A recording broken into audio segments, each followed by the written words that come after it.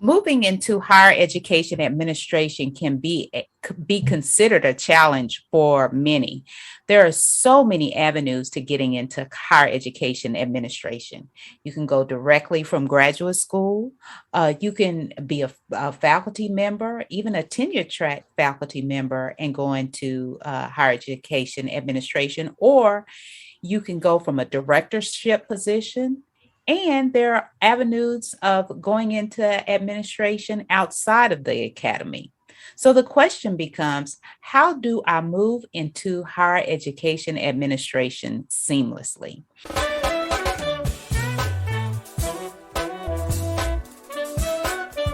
Welcome to the Empowerment Zone with Ramona Houston, where we zone in on Black and Brown relations and our journey to empowering our communities.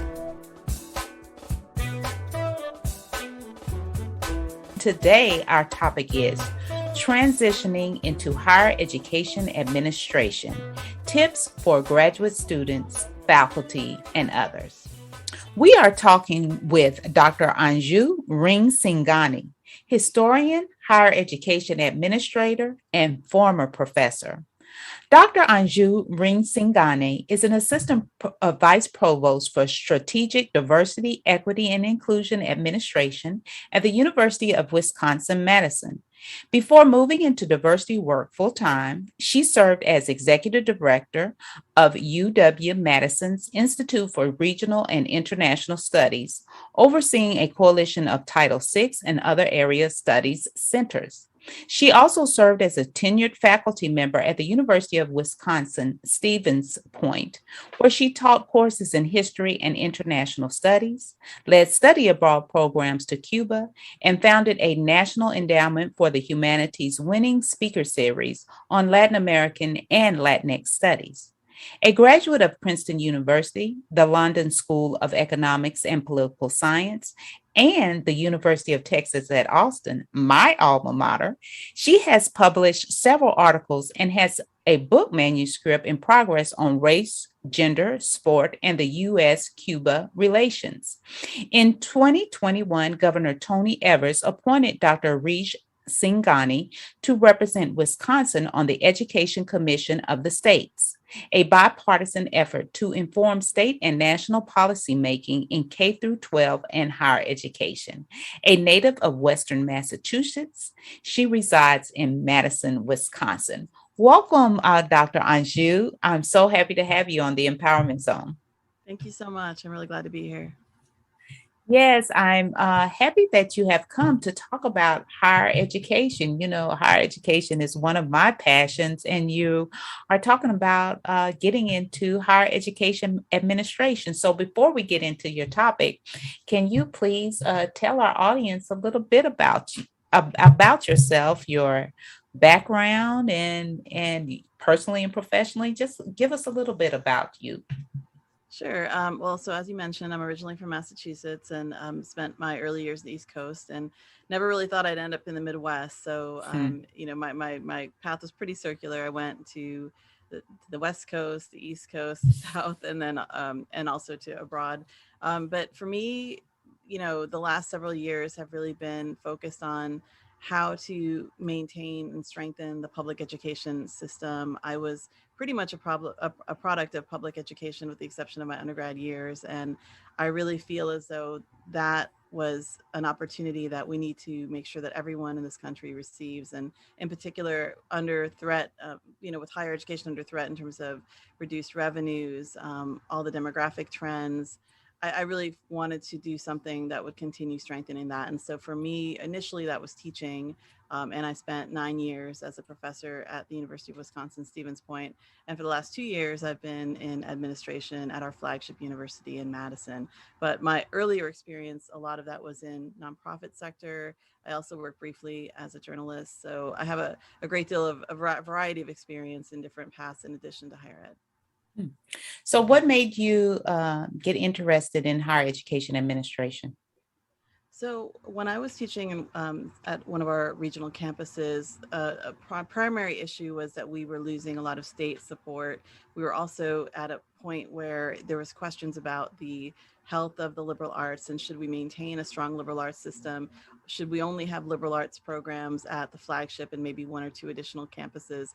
And so, for many years, it was a question of not only teaching and advising and educating students, but also how do we justify what we do? I mean, at one point there was talk about, should we even rename the history department to something else, because maybe history wasn't sexy enough as a major for students anymore. And it was such a sea change from when I was an undergrad, and history was the most popular major in terms of numbers at my undergrad. And I felt like there was a misunderstanding of history and liberal arts in general in terms of what it could offer students in terms of careers, in terms of their skill set, analytical thinking.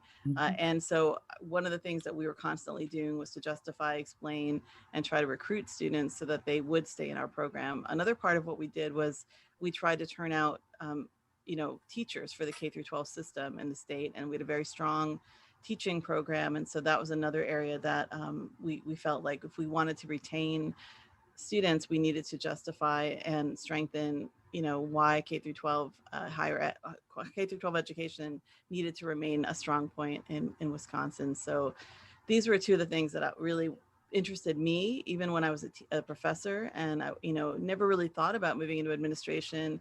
Had a lot of service obligations. Was on, I think, 7 different committees, maybe my first year on the tenure track, which is a little bit too much.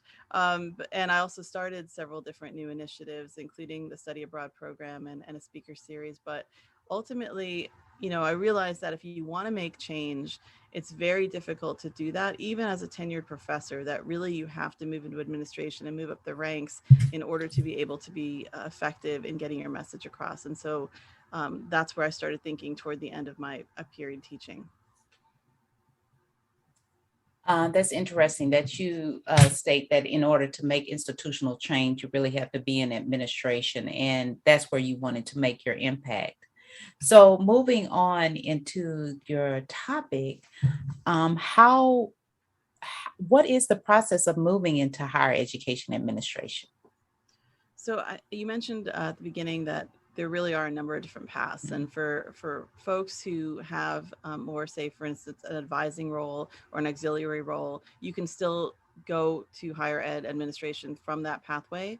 It tends to be a little bit more specialized. If you have, say, a role in student services or advising, I think if you have the good fortune of having been able to earn the PhD, to get some experience teaching, even if it's not tenure track, it's very helpful because it allows you to have a relationship not only with staff, but also with faculty. So I think it depends on what you want to do and where your goals are. If your goals are to make an impact primarily in a more specialized area, then I don't think it's necessary to get a terminal degree. But certainly if you plan to have a larger impact, and especially if you want to work with faculty, I would recommend getting the terminal degree, the PhD or whatever that is for your area. So that's one of the areas, is making sure you have the credentials. I believe higher ed is still one of the areas in terms of employment where credentials really, really do matter. It's amazing if you have a great personality and great skill set, but if at the beginning, at the job posting stage, it's asking for certain degrees and you don't have them, it's really difficult then to break through. So knowing the barriers, I think, is really important. But at the same time, there are a number of really talented folks who go into administration without those degrees and earn them as they go along. So that's another pathway, is to get that experience, instead of, say, spending, as I did, semester after semester as a teaching assistant, where you use the same skill set repeatedly, but maybe beyond content knowledge, you're not necessarily broadening your skill set. You could do that type of work as a graduate student and then continue up the pathway that way, and also build your network, because especially if where you are in graduate school is where you'd like to work, that gives you a really strong pathway. And a number of excellent administrators I know at UW-Madison actually earned their degrees there. So that's a really successful approach if you have that vision ahead of time. So you talk about credentials. Either you have your credentials in advance or earning your credentials in the process of being an administrator. Knowing some of the barriers of getting into higher education administration, can you discuss some of those barriers? Yeah, so one of them is simply understanding the terminology, the jargon. There's a very different with faculty, for instance, we tend to understand, okay, this is what a lecturer means, this is what an adjunct is, an assistant professor, etc. It's much harder to understand for those who aren't exposed to it early, what all of these different staff roles mean. Sometimes there's a business title and there's also an actual profession title. And so matching up what the title is and what the actual designation is, are there salary scales and limitations there? Is there a pathway to promotion or progression? So having some of that information it's a little generally easier to get that from a public institution than from a private institution, which doesn't necessarily have to publish all of that. But you can certainly go through the websites of different institutions and see what types of titles do people have, what types of experience do they have for those titles, what are their degrees and where are their degrees from, and what are their degrees in. Do you see some growth in terms of what you look at when you look at the job listings? Are these types of jobs constantly in demand, or are they rarely available? So looking at the mobility, looking at the progression, looking at the potential pay, and also understanding where you fit in sort of the ecosystem of administration. Obviously, administration has ballooned in the last few decades, but it's still relatively opaque for people coming in, not really understanding how that works until they have a year or two underneath them. And even still, I'm learning, right, who does what and where, because it's so complex, especially the larger the institution and especially if it's public. Mhm, mhm. So you talk also about building the network in order to get in these positions. How would you suggest some of the audience members who are interested in higher education administration, how would they build their network? What type of people do they need to build relationships with in order to get into higher education administration? Well, one of the lowest hanging pieces of fruit is joining LinkedIn, making sure that you have a strong LinkedIn account, that you're posting original content, you're liking other people's work. Honestly, as an academic, I never used LinkedIn. I may have had an account, but I never used it. I had maybe like 12 people or something in it. And then when I moved into administration and I realized this is how people communicate, this is how they acknowledge each other's victories and commiserate when things don't go well. It was something that was worthwhile developing, but you don't necessarily want to just have everyone and their mother join your LinkedIn network. You really want to think about how do you get folks in your network who are in a similar field or have similar interests or are moving into your area or are retiring and maybe still have a lot of institutional knowledge and you like to be in touch with. So think about it, more holistically, as opposed to I just need to have folks to raise my number of contacts or whatever they're called. I still don't know all the jargon of LinkedIn. I'm sure you know more better than I do. In addition, I'd probably say joining whatever local, or of course now it's difficult through the pandemic, but in terms of local or regional associations, whether there's different associations based on interest, based on your affinity group or whatever the case may be, so that you have people on the ground, not just people in your area nationally, in your area of study or area of interest academically, but people who are local to you, who can help you when you have a challenge, or just in many cases simply open a door for you when you have something going on and say, oh, I know someone who works on that and I can put you in touch with them. And just having that assistance really, I think, is a strong asset.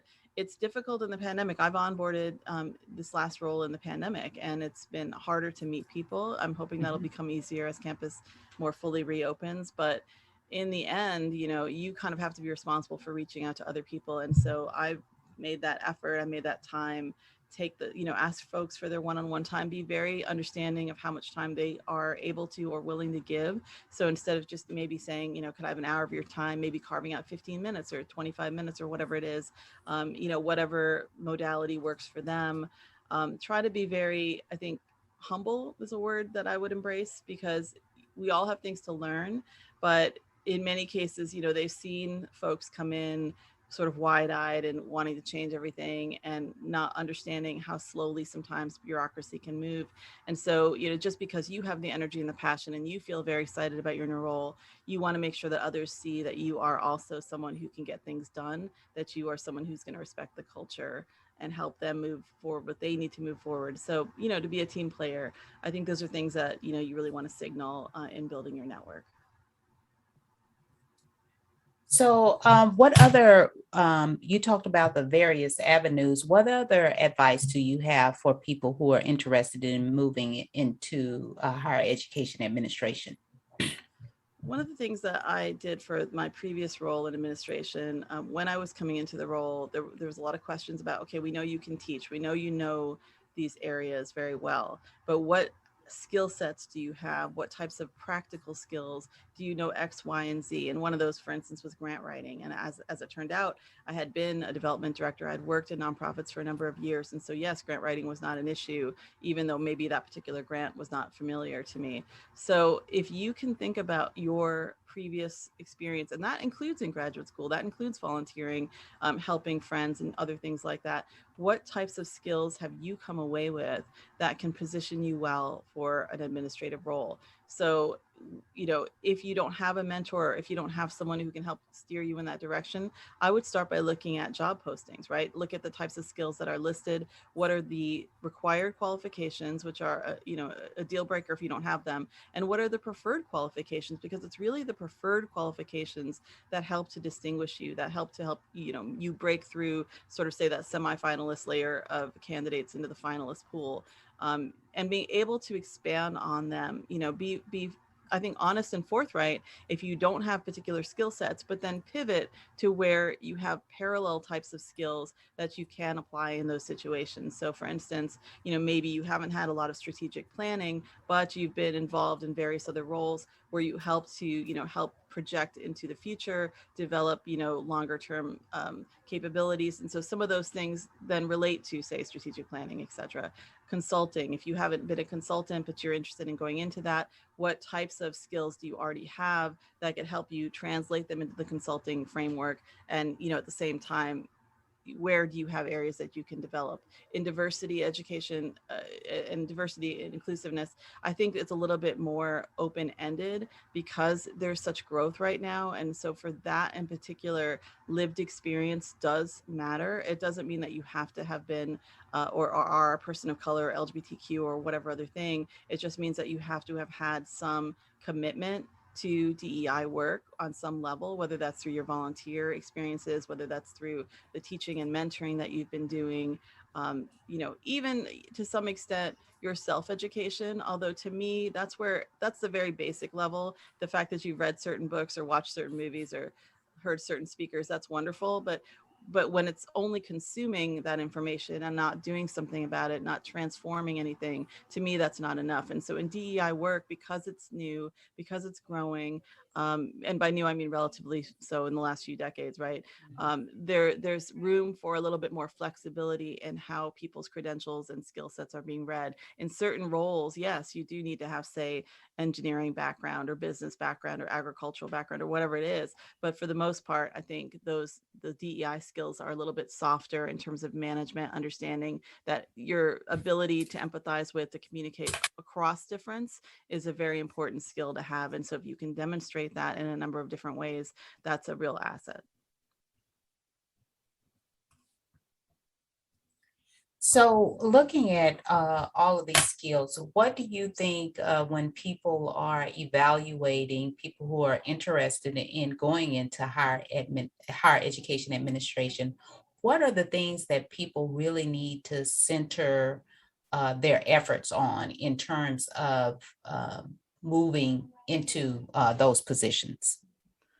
It's really important to know your why, right? To understand what it is that's moving you into that role. So for me, as I said, it was literally seeing the slow destruction of higher education in the outlying areas of Wisconsin, and the impact that would have on the longer term health of education here, on the growth of the state, on the continuing brain drain, as they call it, right? I saw a direct link between, yes, I could teach as many people as I could possibly teach, and classroom sizes kept growing. But in the end, unless I was in a role where I could say, this is where we need to put some resources, and this is where we need to kind of, defend and justify what we're doing in terms of access and inclusion, I wouldn't necessarily get anywhere. And so for me, that was really my why, is seeing, what the impact of the loss of public education would mean for diverse populations, first gen students, et cetera.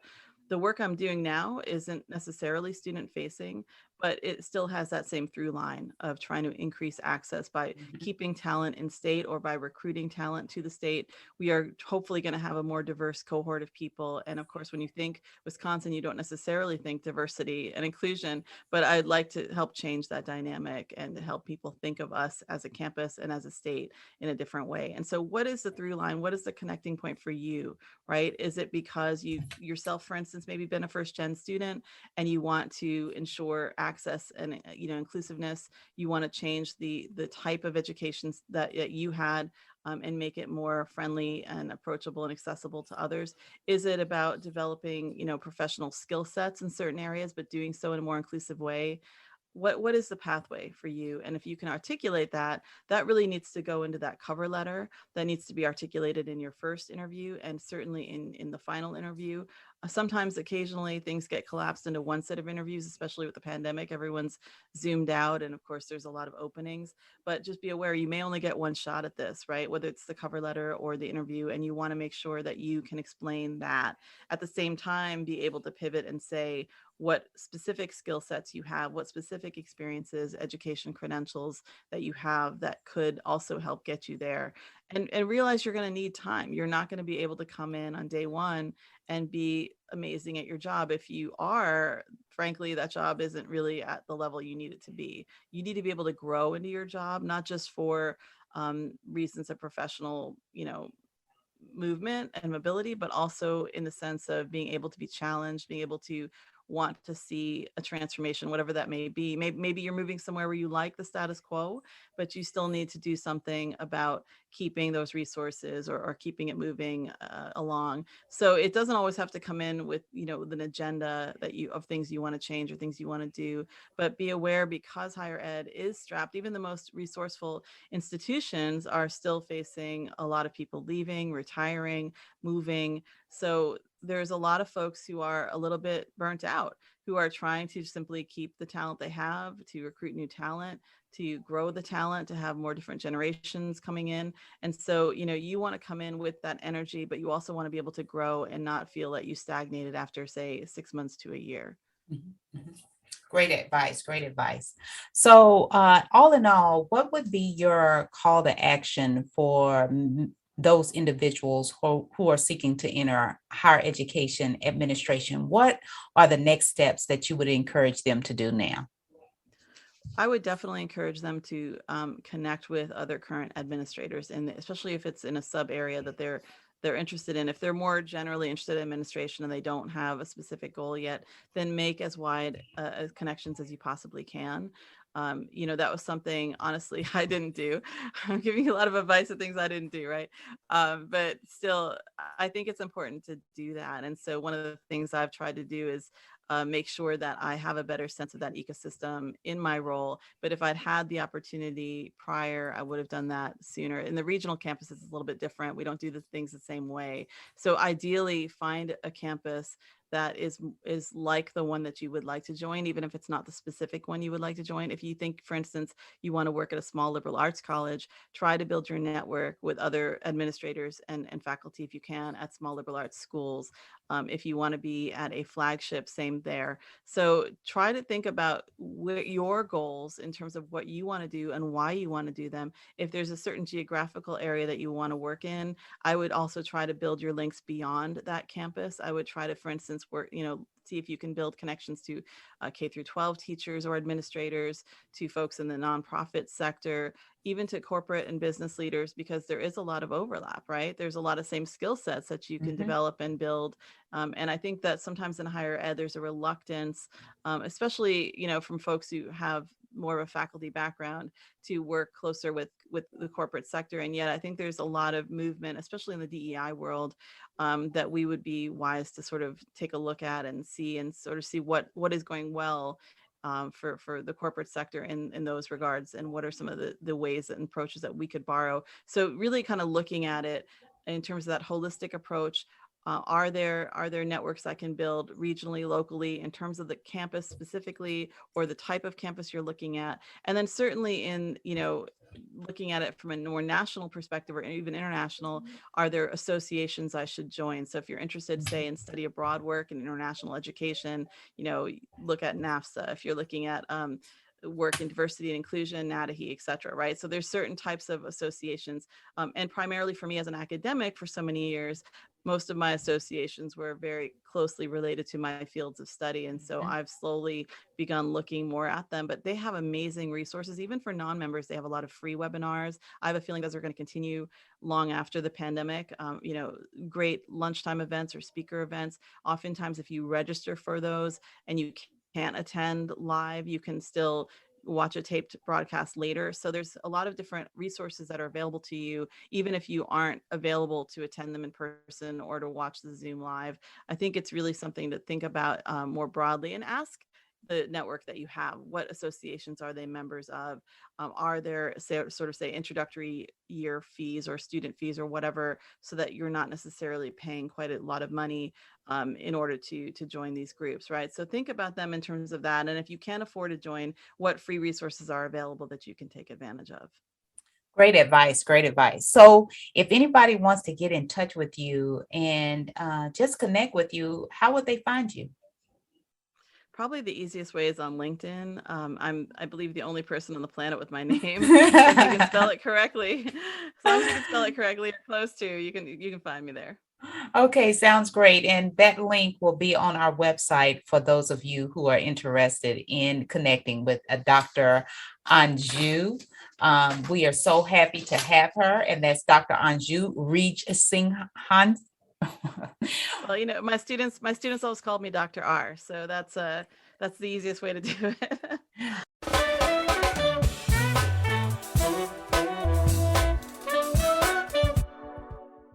If you could advise students on how to succeed in college, what advice would you give them?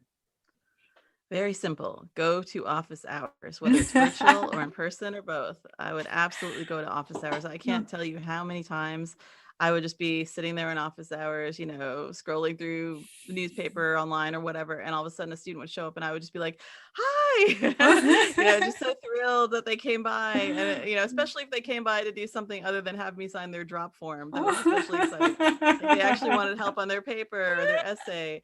And so I really developed some great relationships with students who, the first time they did it, I think was a little scary sometimes. And, sometimes too, there's cultural difference and students can feel a little bit intimidated. In my case, I was, one of the only faculty of color at my institution. And so already I think there was an issue of wanting for folks to find me approachable, because that sometimes it's a challenge, sadly. And so, once I had folks coming to office hours and they could share to other students, hey, she's not that bad, really, you could go talk to her. It was definitely, I think, a positive experience for the students. It was a positive experience for me. And I remember those students when it was time to write letters of recommendation or to, for when they were applying to scholarships or whatnot. I already knew them. I didn't have to have them remind me of who they were. Yes, it helped to have a CV or a resume, but beyond that, I already felt I understood who they were and I understood their motivation. So that's where I would go. I would definitely go to office hours. And if you can't make it to office hours, find some other way to connect with your faculty member. Ask them for an appointment. Almost always they're willing to work with you on that. And especially in the Zoom world, they're willing to be much more flexible. So I would definitely take advantage of that. Yes, that is great advice. I always recommend that as well when people ask me for advice, because faculty are your resource. They are the first ones to find out about scholarships for summer internships, all types of opportunities. And as Dr. Anju explained, they can be a resource for you, and it's so important for you to build relationships with your faculty members. So thank you so much for that great advice, Dr. Anju Reejhsinghani. Thank you. Sure, thank you. A special thank you to the incredible team of the Empowerment Zone. Terry Gully, theme song, NADWorks, digital support, and of course, our featured guest. If you enjoyed my podcast, please subscribe. We are on all of your favorite podcast platforms. Be sure to rate us on Apple Podcasts too. Thank you for your continued support.